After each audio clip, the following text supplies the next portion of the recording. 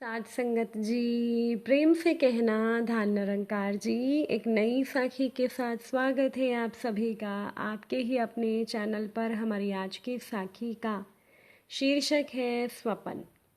चलिए सुनते हैं आज की ये साखी। साध संगत जी, एक बार की बात है कि एक राजा ने रात में एक विचित्र स्वप्न देखा। राजा ने देखा कि उसके सारे दांत टूट गए हैं, बस सामने का एक बड़ा सा दांत बचा हुआ है। अब सुबह नींद खुलते ही राजा तो चिंतित हो उठा और अपने दरबार में जाकर राजा को अपने स्वप्न का फल जानने की इच्छा हुई। राजा के मंत्रियों ने सुझाव दिया कि राज्य के स्वप्न विशेषज्ञों को बुलाया जाए और स्वप्न का फलादेश पूछा जाए।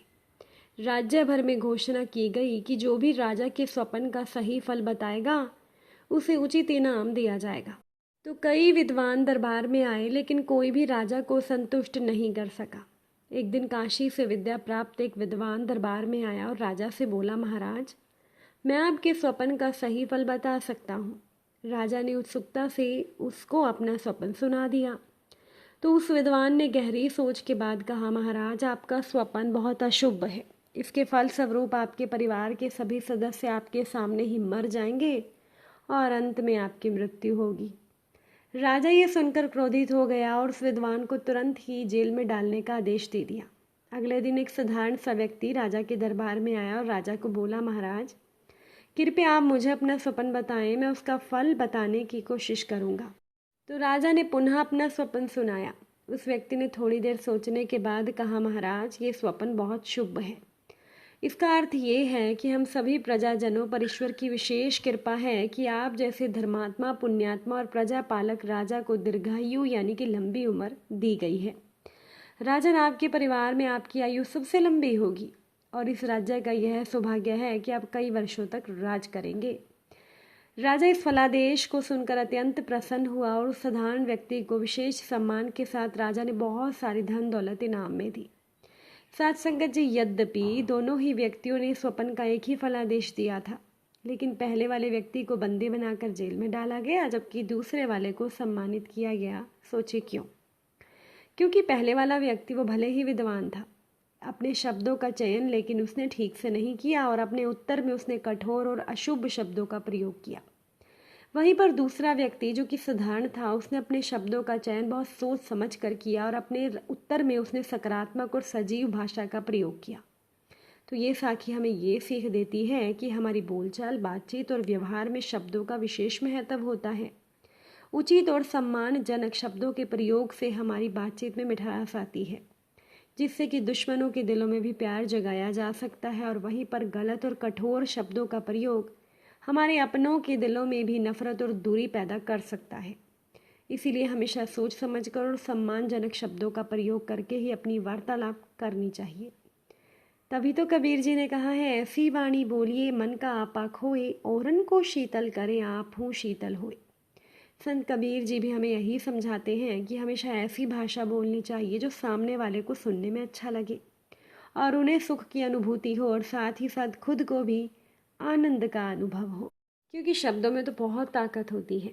एक नौजवान चीता पहली बार शिकार करने निकला। अभी वो कुछ आगे बढ़ा ही था कि एक लकड़बग्घा उसे रोकते हुए बोला, अरे छोटू, कहाँ जा रहे हो तुम? तो चीता रोमांचित होते हुए बोला कि मैं तो आज पहली बार खुद से शिकार करने जा रहा हूँ।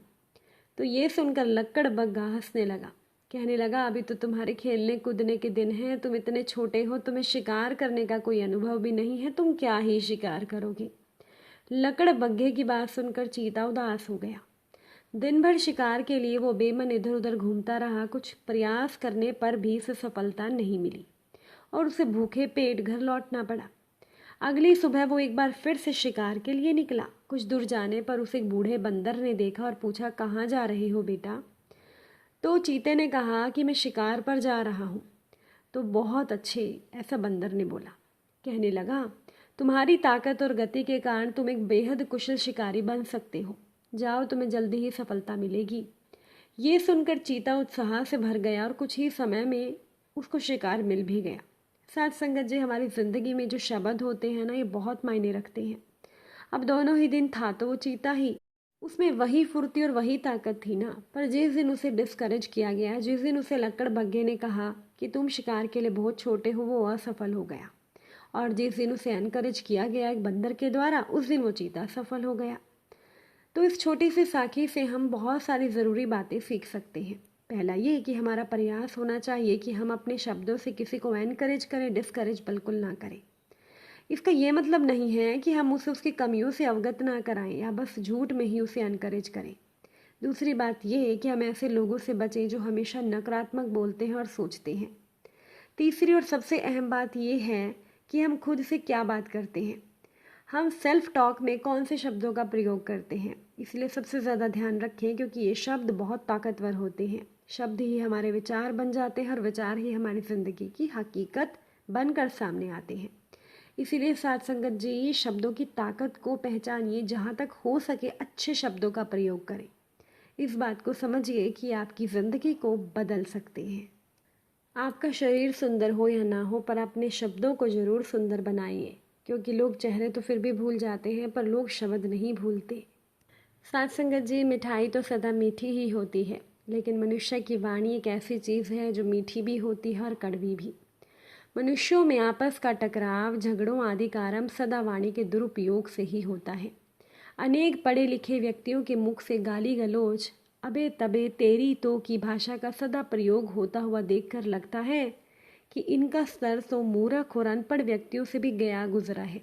न जाने ऐसा कैसा वातावरण तैयार हो रहा है जिसमें मनुष्य के वाणी विवेक का स्तर घोर पतन की ओर बढ़ता जा रहा है और ये गुंडागर्दी तक पहुंच गया है। वाणी का जब दुरुपयोग किया जाता है तो ये एक ऐसी भयंकर चिंगारी का काम करती है जो आगे चलकर आग का रूप धारण कर लेती है।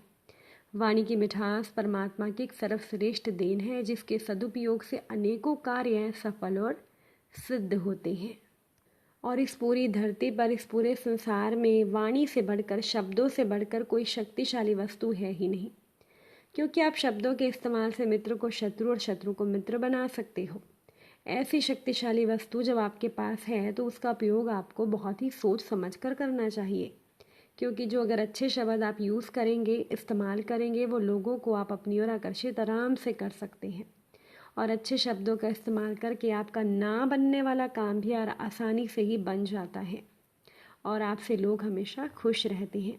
इसलिए अपनी वाणी हमेशा अच्छी रखिए, कभी भी किसी के लिए अपशब्दों का या गलत शब्दों का प्रयोग ना करें। अगर आज की ये साखी आपको अच्छी लगी हो, वीडियो को लाइक शेयर ज़रूर करिएगा। आप सभी से फिर मुलाकात ज़रूर होगी नई साखी के साथ, नए विचारों के साथ। तब तक के लिए आप सभी खुश रहिए, सेवा सिमरन सत्संग कीजिए, सतगुरु माता जी के चरणों से जुड़े रहिए, बड़े ही प्रेम से बोलिए धन निरंकार जी।